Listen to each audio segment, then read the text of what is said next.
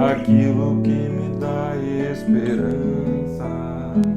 Quero trazer à memória aquilo que me dá esperança.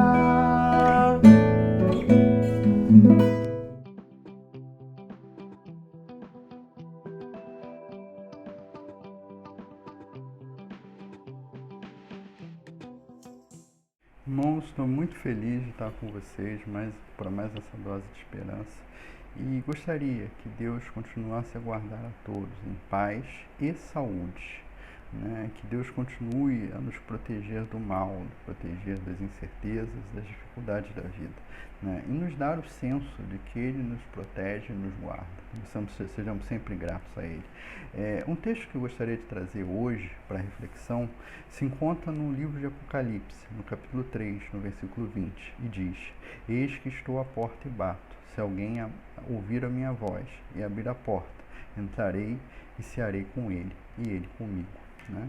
O livro de Apocalipse é um livro difícil na sua interpretação, né? Há várias formas de interpretar ele, né? Há alguns que entendem, né, que ele se reflete, né, ou se aplica basicamente àquele tempo, né, onde o apóstolo João escreveu as igrejas, outros que ele se aplica completamente no futuro, outros que ele se aplica ao longo de que ele pode ser interpretado como um guia para toda a história da Igreja do Senhor, desde o tempo apostólico até hoje. Né? A gente que entende que essas cartas, né, cada uma não reflete não as suas igrejas, propriamente aquelas 7 igrejas, mas tempos da igreja cristã. Né? De qualquer forma, né, e há várias formas de interpretar, né, isso, nós estamos tendo ainda na nossa igreja um estudo sobre isso. O fato é que, né, eu gostaria de focar numa coisa mais imediata nesse momento, né, que diz que daquela igreja, da igreja de Laodiceia, né? E pensar naquela igreja não tanto como uma igreja, né? Como uma congregação que existiu muitos séculos atrás, mas como a nossa própria vida, né? Como a nossa própria forma como nós temos vivido diante do Senhor, né? E nós temos aqui uma igreja, né, a qual o apóstolo João fala que não era nem fria nem quente, né? Ela não era uma igreja quente, ou seja, uma igreja que estava crescendo, que estava espiritualmente bem, que estava progredindo, como a igreja de Tiatira ou a igreja de Filadélfia, né? Também não uma igreja que sempre foi zelosa ou sempre buscou, né, o Senhor, mas que passava uma fase ruim, uma fase de esfriamento, como a igreja de Éfeso, né? Era uma igreja que tinha esquecido de Jesus.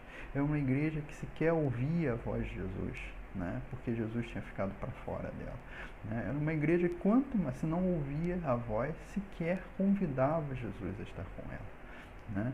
Isso é uma reflexão que nós temos que ter nas nossas vidas, né?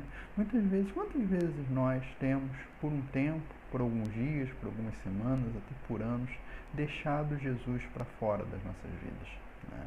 É uma pergunta que eu não vou responder para você, né? É uma pergunta que é até difícil para mim responder, para eu responder para mim mesmo, né? Mas que implica que nós sejamos sinceros conosco, né? Muito sinceros conosco. Quantos de nós temos deixado Jesus para fora das nossas vidas, né? Quantos de nós sequer estamos querendo ouvir a voz de Jesus, né, em nossas vidas, em nossas casas, nos nossos corações, né?